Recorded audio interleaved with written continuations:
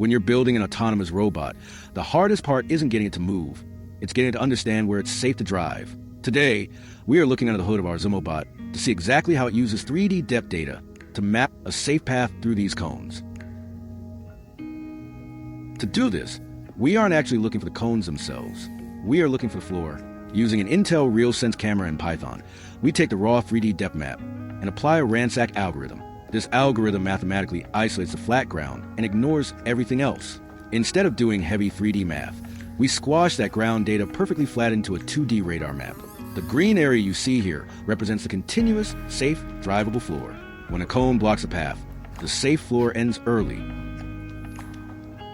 But watching a live visualizer is only half the battle.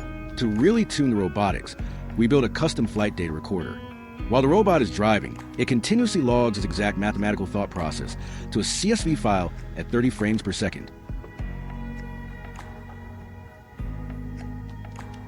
This spreadsheet is a time series matrix of row and data pairs. The columns represent our angles. The rows represent time.